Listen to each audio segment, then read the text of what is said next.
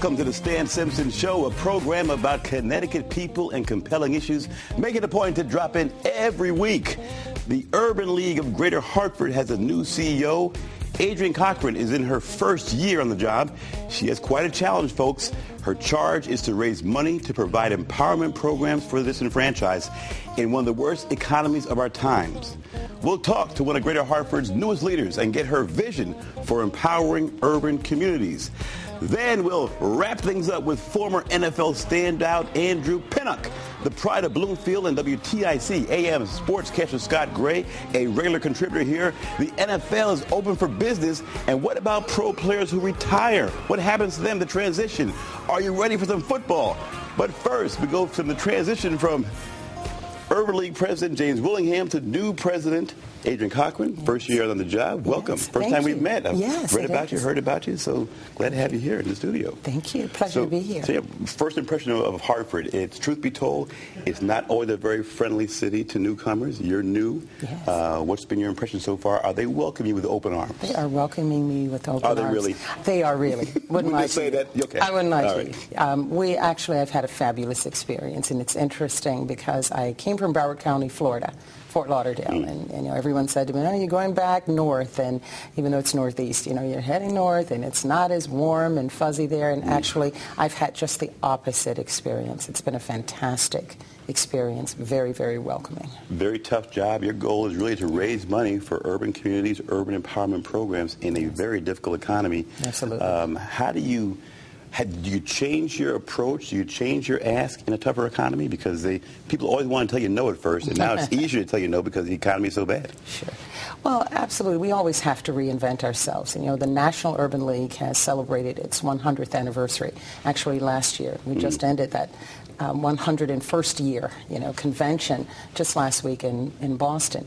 And the idea for all of the 98 affiliates, we're one of 98 throughout the country, is that you constantly have to reinvent. Urban leagues are here to serve the needs of the community. So we have to look at the areas where we can impact. So what's important in Hartford may not be what is important in Broward County, may not be what is important in Aurora, Illinois. And I think that that's the examination that we have to continuously undertake as leaders in this movement.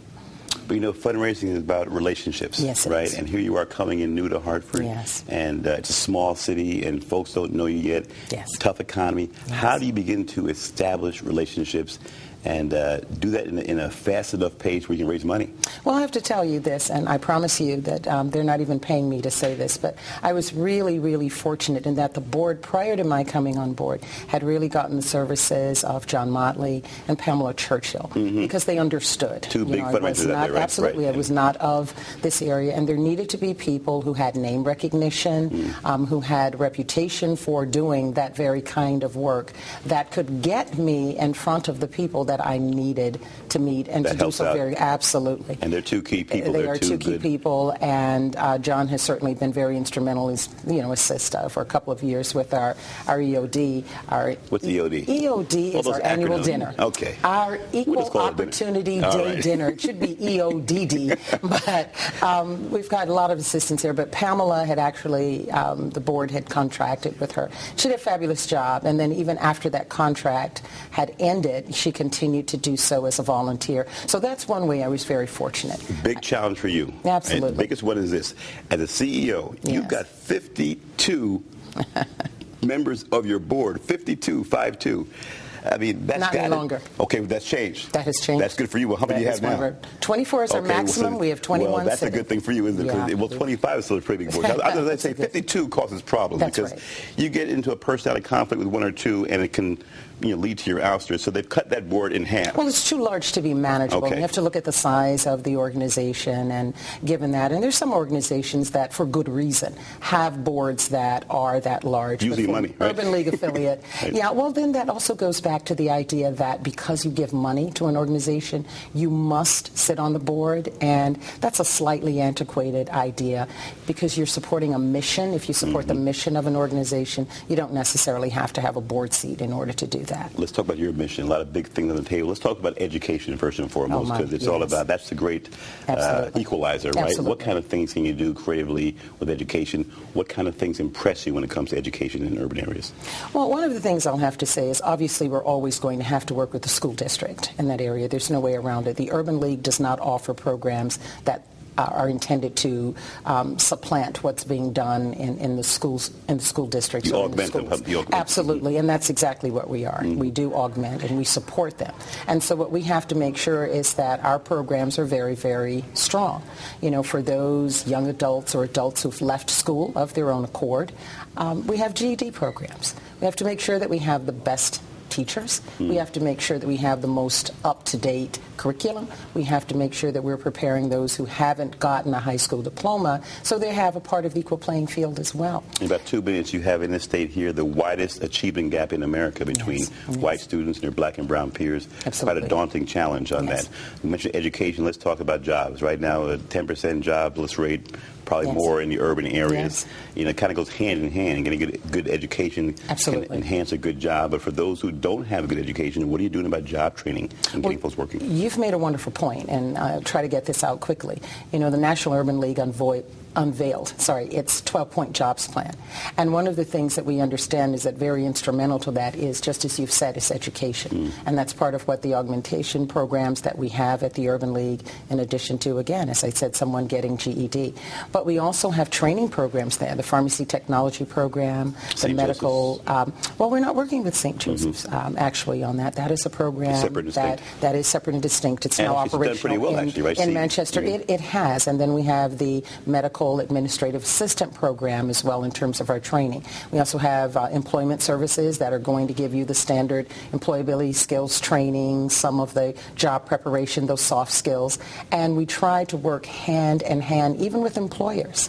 We have employers, a number of employers that continue to contact us because they understand they need to have a diverse workforce. And when people think about a diverse workforce, they think about the Urban League. You know, housing, it all ties into, we talk about jobs and education. Housing goes hand in hand with that too. Very quickly, can you do anything meaningful with housing when such a poor unemployment rate, such a poor situation with education still?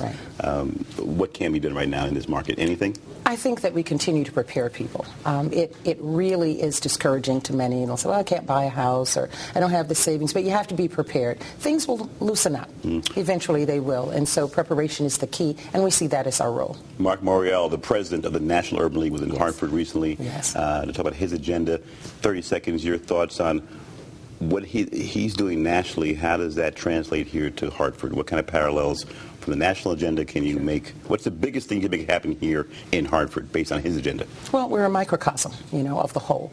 And so jobs are a problem everywhere.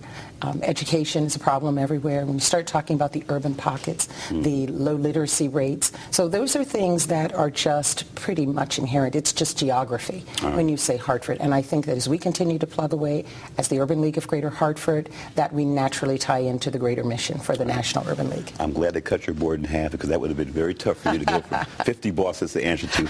Adrienne Cochran, the new president, not new anymore, she's 1 year in her job, the president and CEO of the Greater Hartford Urban League. When we come back, folks, we'll talk with former NFL running back Andrew Pinnock, the pride of Bloomfield, and WTIC AM sportscaster Scott Gray. The NFL is back. Remember, catch the show 24/7, ctnow.com/Stan. Follow us on Facebook, Twitter, too.